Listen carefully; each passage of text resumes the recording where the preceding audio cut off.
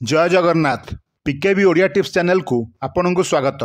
आज भिडियो रे आम मैंने एमती किसी उपाय विषय जानिबा जो उपाय को पणा संक्रांति दिन करने द्वारा आपण को भगवान हनुमान आशीर्वाद मिल पार। आपण घर सुख शांति पूरी उठिब और आपणकर आर्थिक समस्या सबुदिन दूरेई जीव। सेथिपाई ए वीडियो को थरे शेष पर्यंत निश्चिंत भाव देखि नियंतु।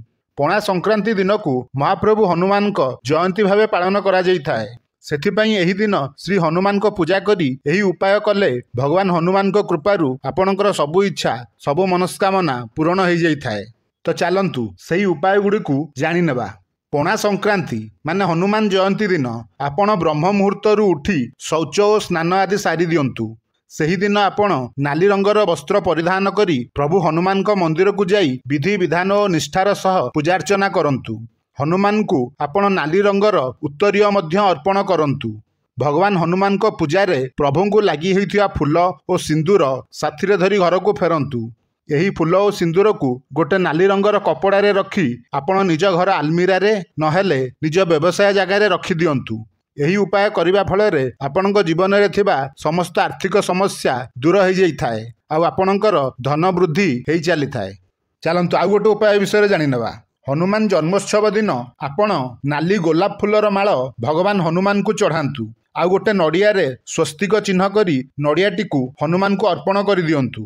यह करने द्वारा प्रभु श्री हनुमान प्रसन्न होइथांती और आपण जीवन में चलुथिबा खराब समय को प्रभु शेष कर दी थांती। आपण जीवन में बहुत उन्नति करिथांती। आउ गोटे उपाय होउची पणा संक्रांति दिन आपण ब्रह्म मुहूर्तरू उठी स्नान शौच सारी ओस्त गछरू गोटे पत्रटीए तोली आणंतु। किंतु ध्यान रखिबे जे ओस्त पत्रटी जेमिति भल अवस्था थिबो माने पत्रटी चिरी नथिबो कि फाटी जाई नथिबो। सेही पत्रटी को आनी भल भाबे धोई दियंतु। तापर चंदन और केसर द्वारा सेही ओस्त पत्र उपरे श्रीराम लेखंतु। तापर सेही पत्र को प्रभु हनुमान पूजा हेतुआ स्थान रे नै रखि दियंतु। पणा संक्रांति परदिन से ओस्तपत्र को आनी आपण निज पर्स रे रखंतु।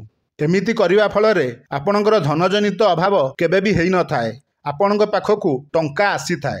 भगवान हनुमान कृपा पाइबार आउ गोटे सहज उपाय जानि नेबा। हनुमान जयंती दिन संध्या समय रे हनुमान मंदिर को जाई प्रभु हनुमान सामना रे दुईटी अखंड दीप जलांतु। गोटे दीपरे शुद्ध गुआ घीर व्यवहार करंतु और आउ गोटे दीपरे सोरिष तेल किंबा राशि तेल देई दीप जलांतु। हनुमान मंदिर रे बसी भक्ति और निष्ठार सह हनुमान चालीसा पाठ करंतु। एमिति करने द्वारा प्रभु हनुमान आशीर्वाद मिलता है। यह फल आपण जीवन में थिबा सबु समस्या मान दूर हो जाए। यह सहित आपण को सुख शांति समृद्धि वैभव मिलता है। हनुमान का आशीर्वाद पाइबार आउ गोटे उपाय होउची हनुमान जयंती दिन आपण ब्रह्म मुहूर्तरू उठी शौच और स्नान आदि सारी भगवान को पूजा नीति नियमर सह करंतु। एही दिन भगवान हनुमान को पानपत्र रे गुड़ और चना रखी भोग हिसाब रे अर्पण करंतु।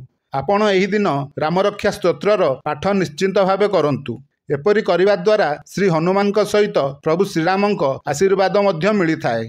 आपणक घरे केबे अशांति लागि न थाए। आपणको ऐश्वर्य प्राप्त होइथाए। पणा संक्रांति बा हनुमान जयंती सही दिन आपण माने एही सब उपाय करी भगवान हनुमान आशीर्वाद लाभ करंतु।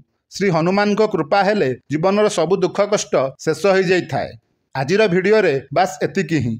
भिडियो को लाइक और चैनल को सब्सक्राइब करिया को जमा भी भूलिबे नहीं। भगवान हनुमान कृपारू आपण दिनटी भलरे कटू।